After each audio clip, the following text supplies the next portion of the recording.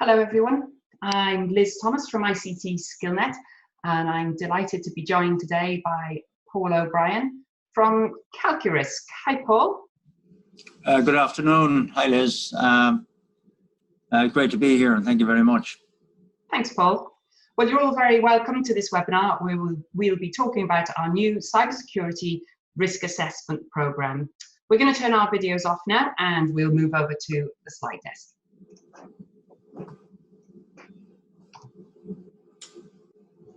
So here's what's in store in today's webinar. It should take around 20 to 25 minutes, followed by 10 minutes Q&A. I'll give you a brief overview of the Cybersecurity Skills Initiative, what it is and why it's important here in Ireland, and then talk about why this Cybersecurity Risk Assessment program was developed and what gap it fills. Paul's going to then take you through the high-level principles of risk and a quick demo of the system itself, and he'll round out with the benefits to you in participating in the program. I'll then conclude with how you can access the CRA program and next steps. If you do have any questions, please raise them through the Q&A function in Zoom, which you should all have access to, and we'll answer them at the end of the webinar. So what is the CSI? The Cybersecurity Skills Initiative, or CSI as we call it, was developed with 4 key aims. It's to upskill and develop new skills nationwide in cybersecurity here in Ireland, to deliver a range of training programs and interventions to facilitate that upskilling and development of new skills, and promoting cybersecurity best practices whilst helping companies to improve their cybersecurity resilience. And lastly, to encourage automation and AI adoption in cybersecurity. The CSI is an industry-driven initiative. It's backed by public and private stakeholders, which you can see up on the screen there now, and it's funded by SkillNet Ireland. But it's important to note that everything we develop is informed and it's led by industry. So why do we see a gap for the Cybersecurity Risk Assessment program? Well, for small to medium-sized organizations, it's difficult to dedicate the resources and finances that larger companies are able to deploy. Often IT teams are small or they're outsourced to IT partners, and cybersecurity can be viewed as an IT problem. However, as we all know, the risks and associated outcomes of cyber threats and potential cyber attacks, they're firmly business problems. So this program helps companies formalize their approach by assessing their risk, understanding and taking actions to mitigate that risk in a simple way. So we partnered with CalculaRisk, who are experts in risk assessment software, to develop this self-assessment program, and it's intended to be simple, manageable and practical. The program itself includes a 12-month license to the online CRA platform, an initial onboarding workshop, including system training, and bi-weekly online support forums to ensure the initial self-assessment is fully completed. To give that a little bit of context, if cybersecurity was Mount Everest, then the summit that you can see here would be something like a company that has extensive people and processes, technology and finances invested in cybersecurity, and they'd be operating to the highest international standards. The start, well, that'd be a company that has some good basic cybersecurity awareness and practices, but they want to bring some structure to their approach. Basecamp, that's where the CRA can take you on that journey. So it can be your first solid step on a very long cybersecurity journey if you want to get up to the summit, or it can take you to a good base level standard. I'm going to hand over to Paul now, and he's going to start running you through the system and risk itself. Thanks, Liz. So basically, what you're looking at here is getting to, or in some cases, some of you may already be at the base camp, and it's a team effort. So it's more than the IT or security, the IT people. This is the responsibility, like of the business ownership, the business management in its totality, with the IT people obviously providing a very key role, whether they be internal or external, but you have to think of this process in terms of a team. So in order to get to through the risk assessment process, there are a couple of places you need to work. So you need to work ahead of a risk event. So there's preparation. The second issue is prevention. So you have to put controls in to prevent risk events. And obviously, when you put controls in, then some of the controls need to be informed by the detection methodology that detects intrusion or potential intrusion and the threats associated with it. And the third issue, the fourth issue here is to respond. So if it does happen, what do you do next?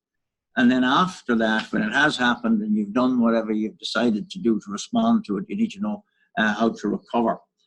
And this fundamental principle is true in any risk process. So basically, what you're looking at is risk controls. And what we've got here is just an illustrative example of a data breach. So the data breach is the risk event.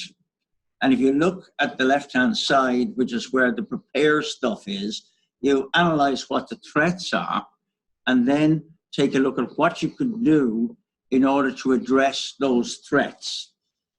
Threats are likely to be things in cybersecurity terms like unauthorized access or intentional action by an employee or unintentional action by an employee. And most data breaches, for example, happen unintentionally, and usually they're people associated. An awful lot of the IT effort tends to go into avoiding the glitches and making sure the firewalls are in place. But at the same time, you have to have your people trained. The next issue on the prevent side, so what are the key controls that you put in place? Obviously, policy. And policy does more than just put a control in place. It's indicative of how serious the organization is about a thing, to get the policies, procedures right, to commit some resource to the training and education, to check things, to make sure that you've got in place things like intrusion prevention, due diligence on external vendors, people that you share stuff with, people that you let into your systems. And then you can go to things like encryption. These are prevent actions that you take. Obviously, any control you put in place, the next phase of the risk cycle, if you like, is, okay, are my controls working? So that's where you put in the monitors and you get feedback from the monitors. So you're looking to see who's, you're checking your logs, checking to see who's tried to get in, all of that kind of stuff in the monitoring. And that also would monitor and check incidents. So if you've got incidents or near misses happening within the organization, with people opening stuff, BCCs on emails, that kind of thing, log them. And if you log them, then you begin to inform how you might change your processes going forward. When you have something, something happens, prior to it occurring, you put some mitigations in. So you have a response plan.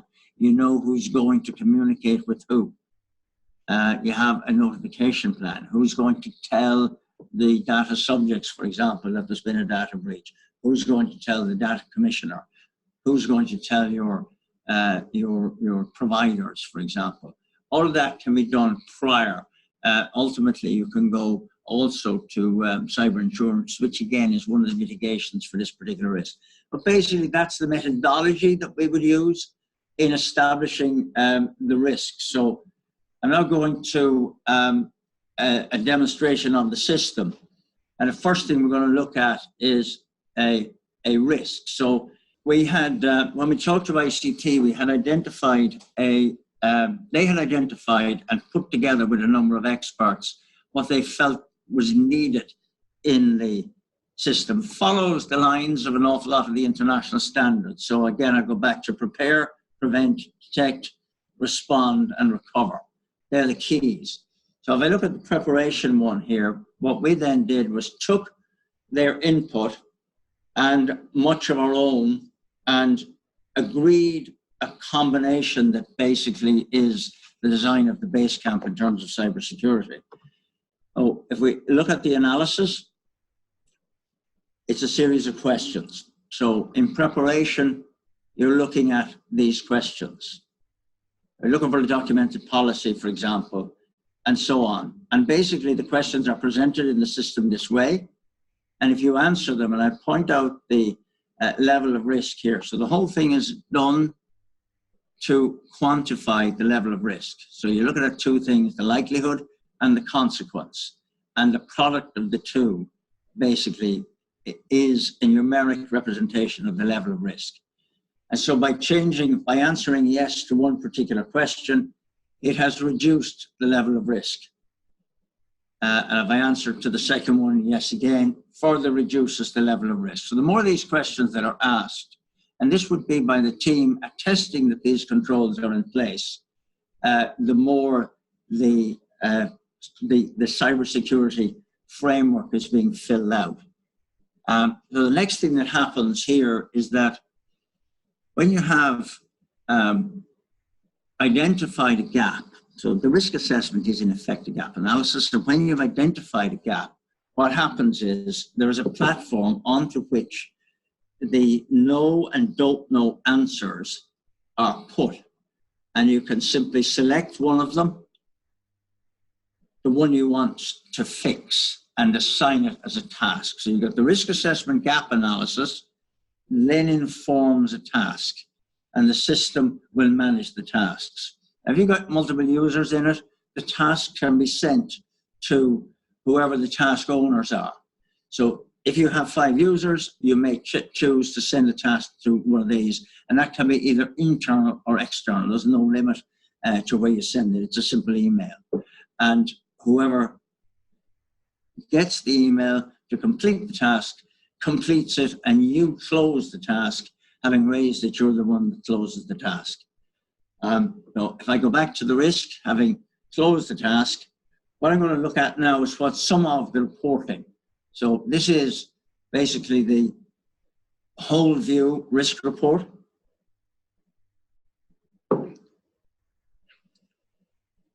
And this is a summary report. So what you're looking at is the initial level of risk. So with no controls, you're looking at 4x4 on a 5x5 matrix, so it's quite serious. And from the controls that are in place, and these are the controls that are in place, this has reduced. And these are the additional mitigation options that you could do, which are then subsequently raised as open tasks down here. So what you can see is the whole thing is connected, it's integrated, and it's informing and providing evidence of the activity. So if you're running a project to get to base camp here with the whole team, the team is motivated by the fact that you can see pretty continuous progress. I'm just going to show you what a task list looks like. So basically, this is a work program, and you agree that with whoever, don't overload it. Pick the things that are most important and do those first. Get them on the task list and get them achieved. The next thing I'm going to show is just a dashboard view, which is a graphic illustration of how you're doing. And at any time, you can go in and take a look, and you can see, for example, where the mitigation actions are, and click on the section, and it'll tell you, give you a quick report of what's overdue or what's due up next. And you can generally get sight of whatever is happening in the organization. The heat maps give you pre-control. So this is pre-control. This is the level of risk at the outset, and then post-control. And it will give you an indication of the residual value of the risk once you've gone through the assessment and filled in the gaps. Finally, on the demo, what I want to show you just in the reporting is most people who talk about risk talk about a risk register. When you answer the questions within the system, the risk register automatically generates. So it is and remains always fully up to date. So any change you've made to an answer to a question is reflected in the register. And it sorts from the residual risk value down to the lower ones. So basically, you've got an online, always live indication of where you are in terms of the program. The other thing that's included in this program is an incidents feature, which speaks to the monitoring piece of the methodology. And recording incidents or near misses informs the actions. It also informs the effectiveness of the controls. So by doing that, you can again report, look at the reports and arrive at a situation where you might perhaps change a yes answer to a no answer if the evidence you're picking up from the incident report is indicating to you that, hey, maybe this isn't as strong as we thought it was. So that's the quick demo. Liz, if you want to take it back. Just go through a summary slide here, which looks at the benefits of the program. From a risk perspective, it establishes the level of risk. That's the gap analysis. When the gap analysis is done, most people who do it, they almost find it hard to say, no. But if you do, if you're not certain about the control, you're better off to say no and go and have a look, check it, and you will get an honest level of risk. It's totally dependent on the honest input. It highlights the gaps in the controls, and that gives you a program. It informs your program of work. And as I said in the script, it basically provides awareness internally in the organization and with your vendors, service providers, and it also engages the organization in the whole notion of trying to achieve a particular benchmark. In this case, we're calling it the Basecamp benchmark. And then finally, the shared objective of the business would be the cybersecurity objective, to make sure that the business isn't damaged at reputational level or at any other level, any of its customers damaged or its revenue prospects and reputation isn't damaged by anything that would happen in the cybersecurity space. It's a shared objective. It isn't one that can be just handed to the IT people. They have a huge, key, important part to play in it, but it is a complete team and management involvement that will cause this shared objective to be achieved. Back to you, Liz. Thanks very much, Paul. So how do we get started then? Well, it's quite easy for you to get started and take the next steps. If you check out our website, ictskillnet.ie, you can see the list of upcoming onboarding workshops on our cybersecurity page. You can either book your space on the workshop online, or you can email us at csi@ictskillnet.ie if you've got further questions.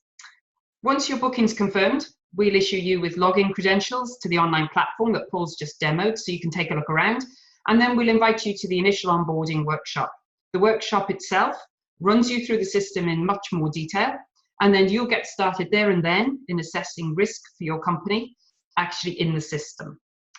The price for this program is €480 for those who are eligible for grant aid, and that includes a 12-month license to the online CRA system, also the onboarding workshop for 2 or more people from your company, and then bi-weekly online support forums where you can check in with CalcRisk and ask any ongoing questions that you might have and get support. In order to be eligible for that price point, you either need to be an employer, employee, or self-employed. Your business has to be registered here in Ireland and must be commercial in nature. So if you tick those boxes, you're automatically entitled to the grant aid and you can avail of that €480 price point.